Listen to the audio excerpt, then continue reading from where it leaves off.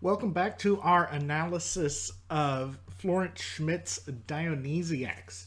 In this video, we're going to cover from rehearsal 12 to rehearsal 26. So let's go ahead and get right on into it. Rehearsal 12 starts in after our introduction. So everything up until rehearsal 12 has essentially been introduction.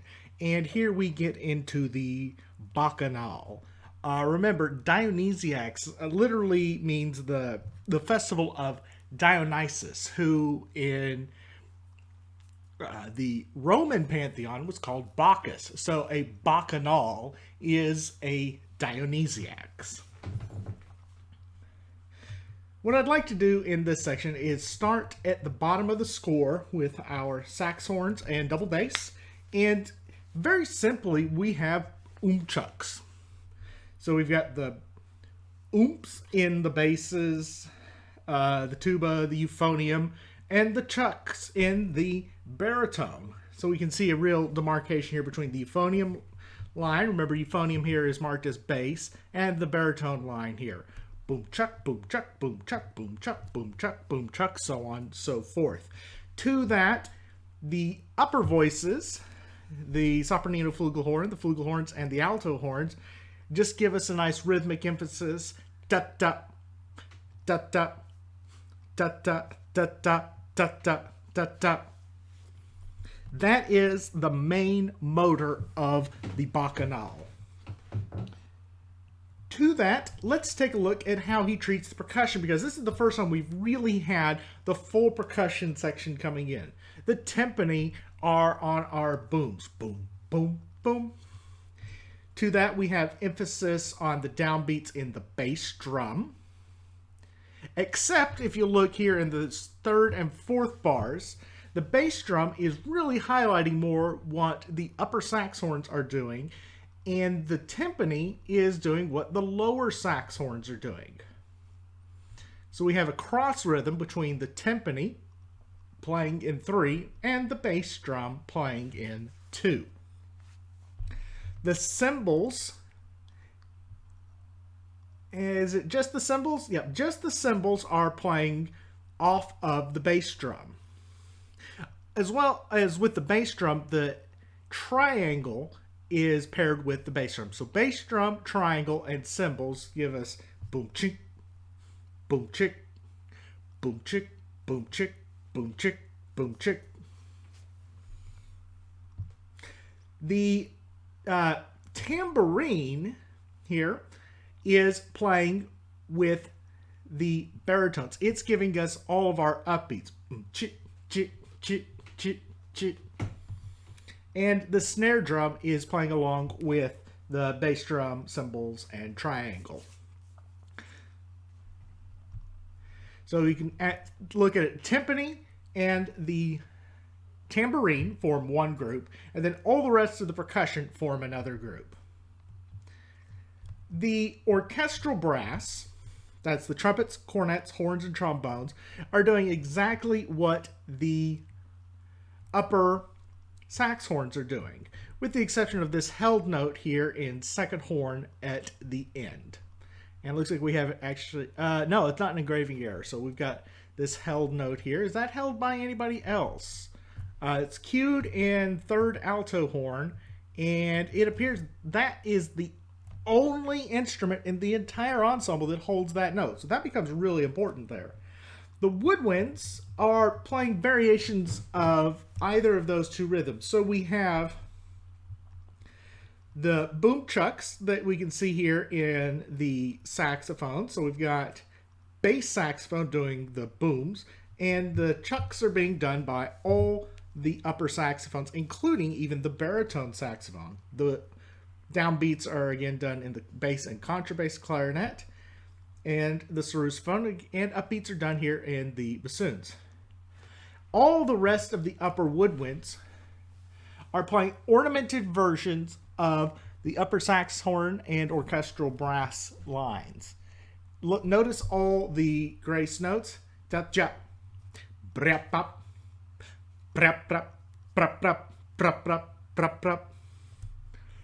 gives it a much more oriental feel with all these extra grace notes added in.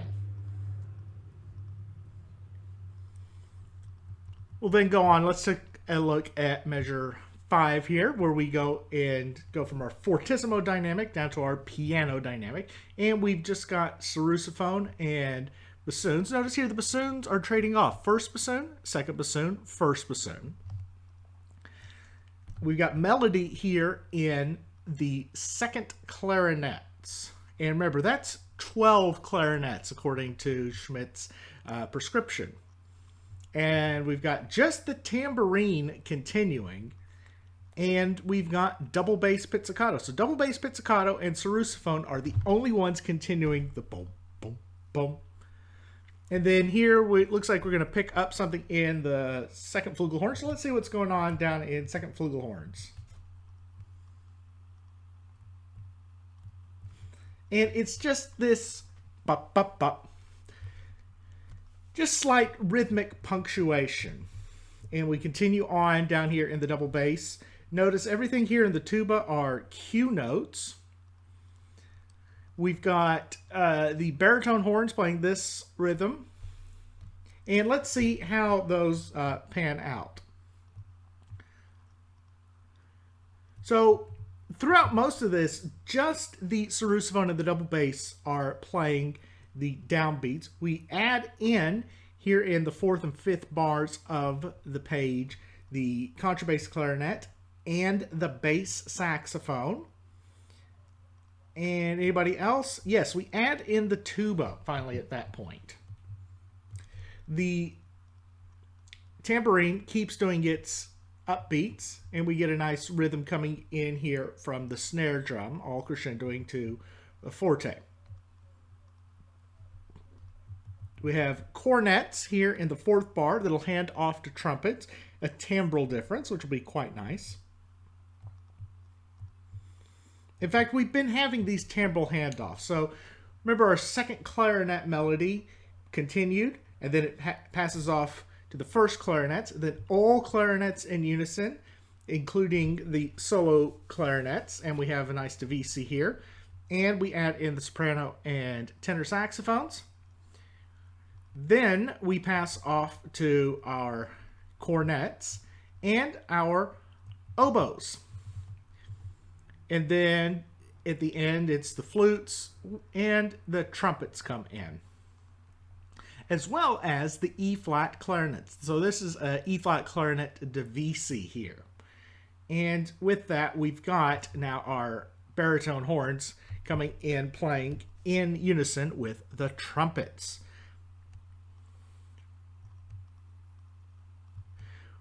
We have more of our boom chucks, and mostly we're just getting the chucks. Chop, chop, chop, chop, chop, chop, chop, chop. Because the only boom we have is here on the downbeat in the double bass, in the tuba, and the bass sax, contrabass clarinet, and sarrusophone. So let's go on. We are bringing in our xylophone here. I'm sorry, not xylophone. This is the jeu de timbre, the keyboard glockenspiel. And notice his notation here. Right hand stems up, left hand stems down. This may indicate that Schmitt might have been thinking a mallet glockenspiel, but it's a little bit hard to tell.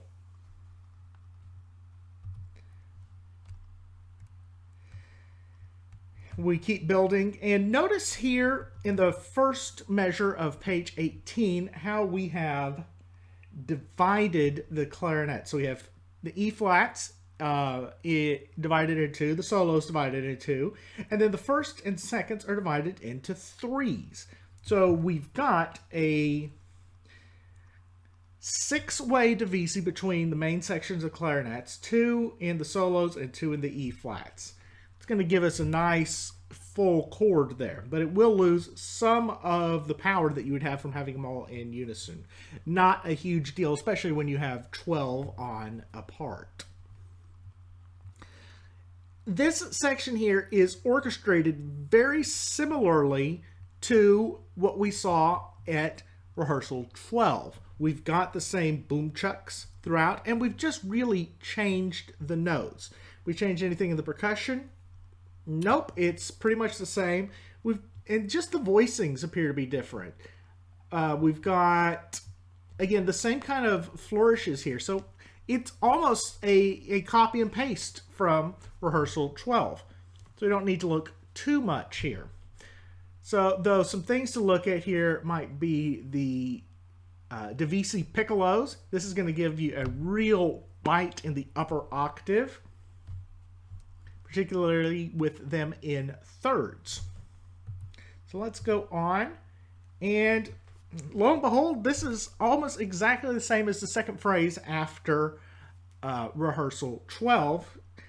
So it's just like Schmitt has written out a repeat. Remember, we had the second clarinets start, followed by the first clarinets, followed by all clarinets in unison, with saxes added in, and then the cornets handing off to the trumpets, all while the oboes hand off to the flutes.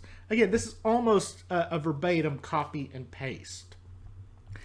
The sousaphone handing off between bassoon 1, bassoon 2, bassoon 1, bassoon 2, so on and so forth. Very, very simple, and in fact, our percussion is the same. And we continue that all the way to rehearsal 14 here on page 20.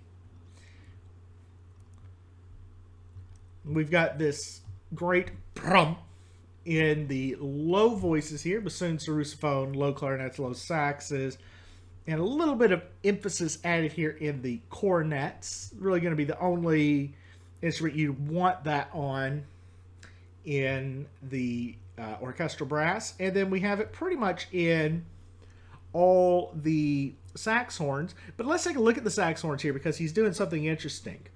First, let's look at the euphoniums here. Two is all 1, 2, 3 on top, 4, 5, 6 on bottom. Remember, this transposes down a whole step, so those are octave Cs in the euphoniums. So this is where he really is very specific in the numbers he wants, and knowing that he has 6 available. This is really interesting writing here between the second and third alto horns and first and second baritone horns. Is anybody helping those players out? No. So this is an example of 2 measures right here that in a modern wind band transcription of this work, this tone color will be completely lost. This middle voice sax horn voice that cannot be replicated on any of the modern wind band brass instruments. Up higher, we've got, let's take a look here. We've got essentially our middle single reed. So first, second clarinets, alto saxes, tenor saxes, da-da-da, da-da-da, da-da-da, da-da-da, and we're getting something related to the wedge motive that we heard back in the first part. And again, here underneath that, in solo timpani with this very marked tritone. So let's go on, and this is page 21. The wedge motif that we have keeps building, and then we've got this wonderful cascade here on beat 3 of the first bar, all in these wonderful 30-second notes. That's interesting. There appears to be an error here. This is the abbreviation for triangle in what is actually the trumpet part. We've got this punctuated 8th note right at the top of the cascade. Perfect instrument to put that in. Remember, our trumpets here are in C. Triangle helps that out. Interesting passage here in the cymbal. Let's check the page before and see if we have any indication if that's suspended cymbal or crash cymbal. We do not have any indication. Let's go back just a little bit further. No. We have to assume then that this passage right here is for crash cymbal. and that's going to be a very, very difficult passage, particularly if we're up to tempo at 120.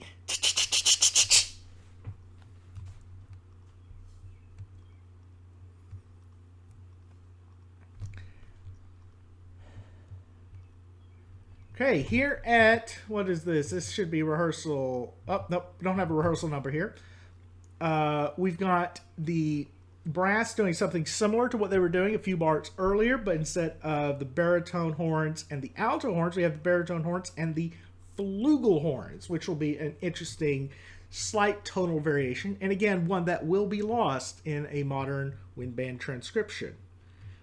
The same rhythm we had earlier is played by the same instruments, except we now add in on beat 3 the flutes, oboe, English horn, and bassoons. So we now emphasize that beat 3 here in this second bar and in the third bar. And notice it's just one bassoon doing this and not both. Let's see, anything else to look at there? Nope. So let's go on. And then again, we have the same kind of motif. We've got that upward wedge to the cascade. And let me guess, we've got that same trumpet accent on beat 3.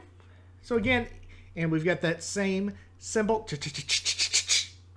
So again, we basically have a 4-bar repeat here. Very, very straightforward. Now let's look at this. This is a new texture. So the sax horns are just providing this straight motor. Now, against that, we have this really aggressive version of the wedge motif from earlier in all the low reeds. Sarrusophone, bassoons and octaves, both bass clarinets. We get bass clarinet Dionysiaques, contrabass clarinet, bass and baritone sax, and finally adding in the tenor and alto saxes.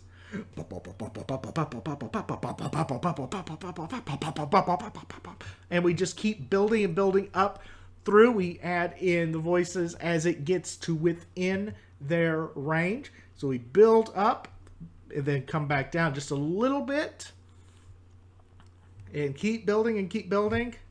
The trombones are now coming in, and notice we have tenor trombones in tenor clef. So we can even be able to pick out the harmony here. We've got some voice crossing between first and second trombones. Interesting there. The horns are now adding into a motor with the tenor drum, the triangle, and the bass drum. And of all of our sax horns, we keep adding in more voices into the 8th note motor, the sopranino flugelhorn. Let's just see where it goes on the next page. Okay. At rehearsal 15, let's focus in first on what is essentially the melody here.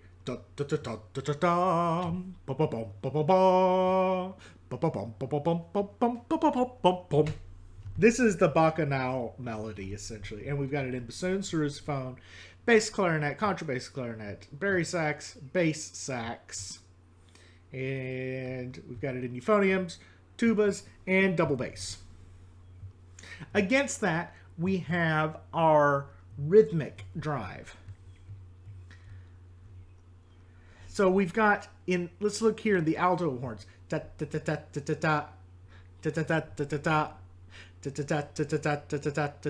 so on and so forth. That is augmented. We can see here for the first time in the piece the castanets. A really nice percussion addition here, a very Spanish style.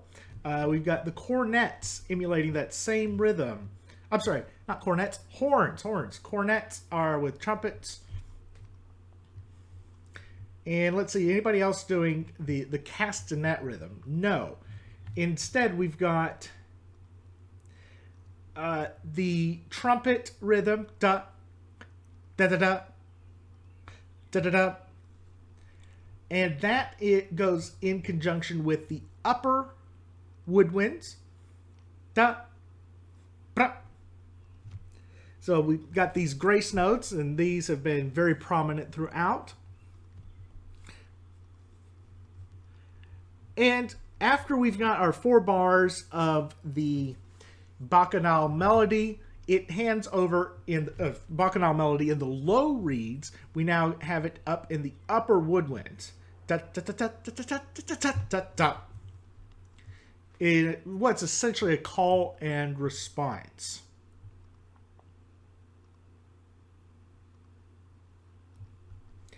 And here, 2 bars before 16. Remember those boom chucks we had at rehearsal 12? Well, they've come back, except we're missing sometimes the booms. There's no big boom on the downbeat. We've got chop, but by beat 2, we've got it here in these oddly divided euphoniums. So these become a really important part. Notice it's 1 on first, 1 on second, 1 on third, and 3 on the bottom note. So this is very, very specific scoring in the divisi of the euphonium part here. 4-way divisi, 1, 1, 1, 3. They're also helped out by the orchestral brass, timpani. But all of the woodwinds are playing these upbeats, including bassoons and bass clarinet. That gives us a real sense of moving forward into rehearsal 16, where the Bacchanal melody comes back again in the low voices. And we've got a lot of the material we've had before. And you can start to see some of the cells of this piece getting moved around. The Bacchanal melody, against this upper rhythmic grace note, bra, bra, bra, bra. And we've got that same heavily divided clarinet section here. So this is all stuff that we've really seen before, just starting to get mixed and matched with parts. And the alto horn part that we had earlier, here it's back again. Da, da, da, da, da, da, da. So let's go on and get into rehearsal 17. And again, everything here is stuff that we've seen before. It's not really even changed much. Remember how I was just talking about the 2 bars leading into 16? Well, here they are again leading into 17. And let's see.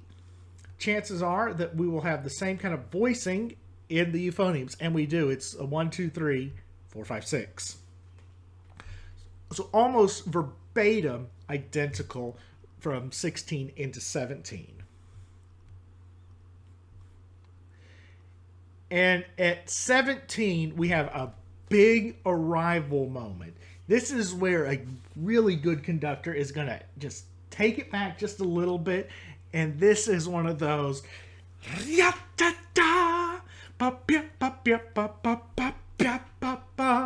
should be a lot of swagger in this. And it's almost entirely unison playing. And it's the first unison playing that we've had in this piece, with the exception of the alto horns and horns, second cornet, second trumpet. Everybody else in the entire ensemble is playing unison rhythms. And we've got the percussion, pop, pop, pop. I mean, these first 3 notes, 8th, 8th, quarter, just this big, big hit. I'm almost surprised that he does not have timpani playing those 3 notes. And why would that be? Well, I don't think he has a timpani tuned available. No, because he's only using 3, and he's at F, B natural, and F, and he'd want one here in A or E. A flat or E flat. Check my key signature. And then again, we continue that same thing again, these next two bars. And then we back off suddenly as we had the big outburst at fortissimo. 4 bars later, we're at pianissimo. And we've got our very low reeds, got our booms here in the contrabass clarinet, in the bass saxophone. Really important bass saxophone line here. Let's see, is anybody in the sax horns? No. We have cues in the tuba, but we've got pizzicato in the double bass. So that'll give us a nice, reedy, rich sound in our downbeats. Melody here in the baritone horns. Is that doubled anywhere else? No, it is not. So again, that's a sound that will get lost. The baritone horns handed off to the cornets, which hand it off, and we get this little melody here in the E-flat clarinet, flutes, and 3 solo second clarinets. This is a really nice example of Schmitt taking that section of 12 clarinets and said, I don't want all 12 playing this, I only want 3. This will be the first 3 chairs of the second clarinets. Now here we've got some really nice counterpoint going on between tenor sax and alto sax. While not marked solo in the part, it probably would be played one on a part, because remember we have 2 alto saxes and 2 tenor saxes. Now let's take a look at what's going on in the percussion section. We have our timpani just doing straight beats in at this great tritone. Dum, dum, dum, dum. In the tenor drum, da da da da da da da da. So the tenor drum is essentially playing in 6/8 against the timpani's 3/4. And the castanet and triangle work together. A lot of rhythmic vitality in this because we've got a lot of different elements working together. Let's go on to 18. And here we add in a new element, something that we have not heard before, and that's the song. And here in the upper clarinets, so high E-flat clarinet, the solo B-flat clarinets are way up in their altissimo register, and then first and seconds are down in a much more easy register for them. Dee da dee da dee dee da dee da da. Except way up high, and it's piano, and it's song-like, it's cantabile, and it's just, we've got all of our boom chucks going on in the background, which we can see here, bassoon handing off to oboes. That counterpoint of the saxophone is going on. And what do we have down here? The percussion ostinato keeps going between the tenor drum and the castanet. And we've just got a drone being held here in the euphonium, which hands off to alto horns and second flugelhorn.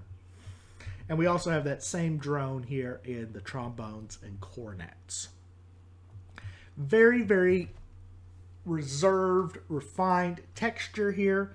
One of those moments in a good performance. This is really going to stand out as being almost magical. And I would almost bet that if we hear this again, we might get some the mallet percussion. This would be, for me, if I were orchestrating this, I would put the celeste or the glockenspiel in here. We now take our boom chucks from bassoon and oboe, and lo and behold, they're now here in bass sax and bari sax. That means we've just upped the heaviness level without upping the dynamic level. The saxophone part is now taken over by the first and second clarinets. And we're slowly starting to build up here.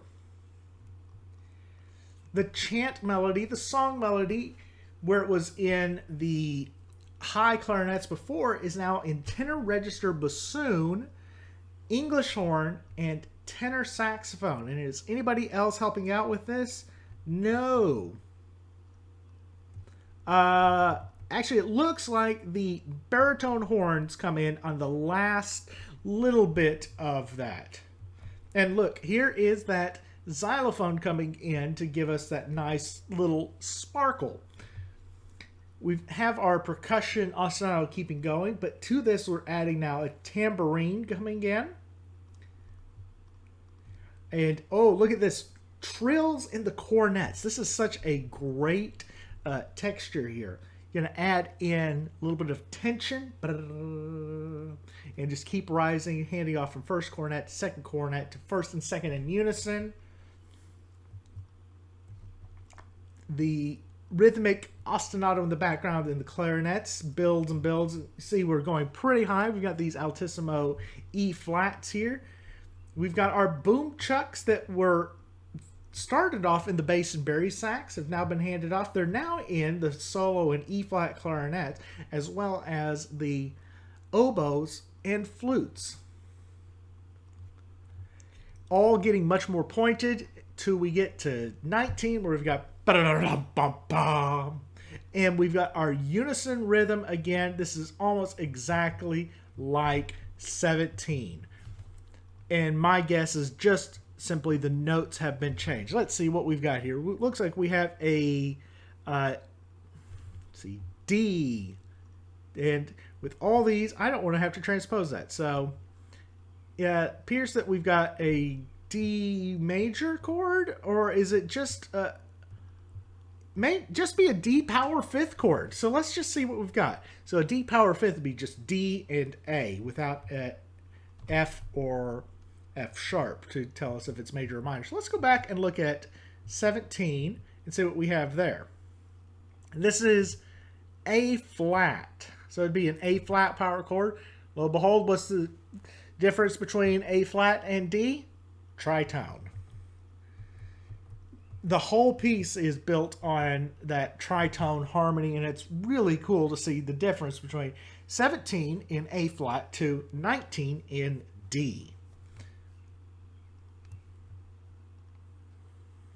And we just got pretty much unison parts here, unison rhythm, with a few exceptions, like we saw earlier. First trumpet, first cornet, and probably the alto horns. Yep, alto horns again. And the regular horns. And we've got a very similar section. So we've got the boom chucks here, bass sax to bari sax, with contrabass clarinet in there. And guess what? This is just like after 17 going into the new section. We've got the Bacchanal melody here.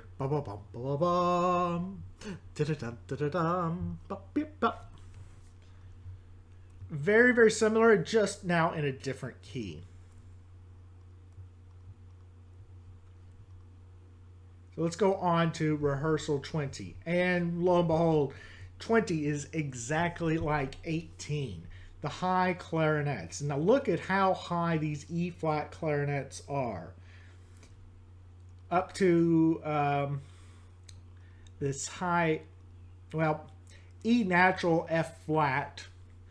And we can see the B flat's getting up there, but he doesn't really want to push them too much more than that.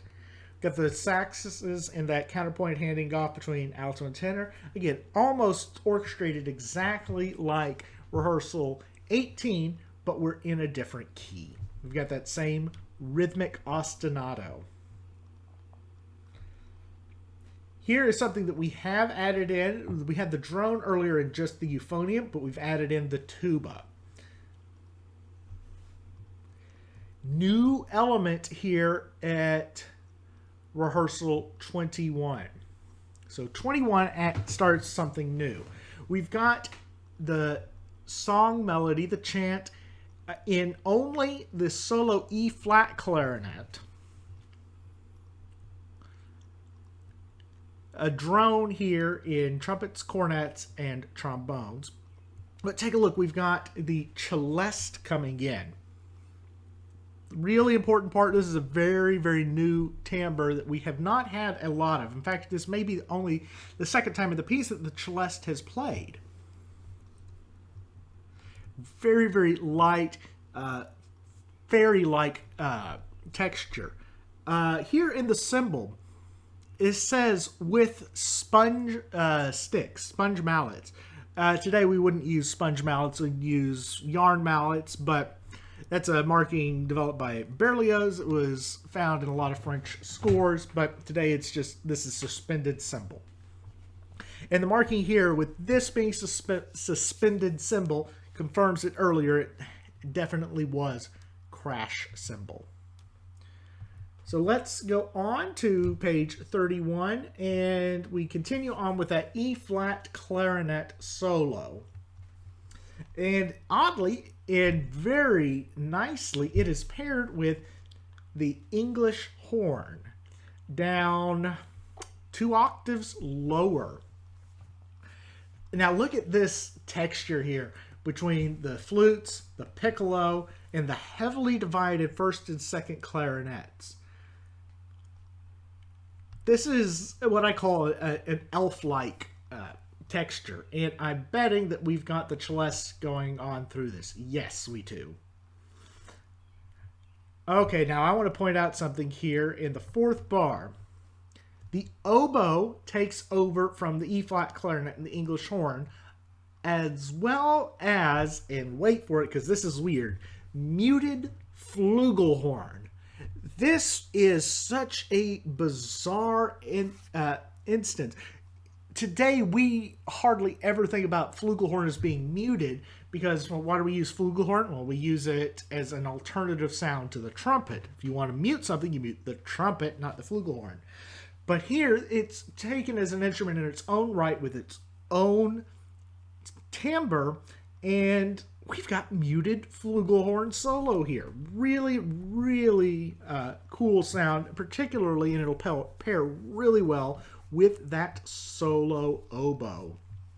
And again, we've got this drone continuing on in the trumpets, cornets, and upper 3 trombones. No bass trombone in this section. Let's go on to page 32.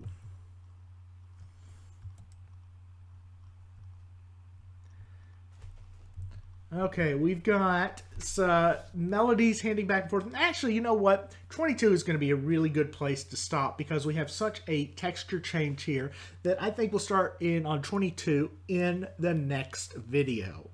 So I will get working on that and keep looking at the score of Dionysiaques. Again, just a fantastic piece and so much you can learn. And I only feel like I'm barely scratching the surface on this.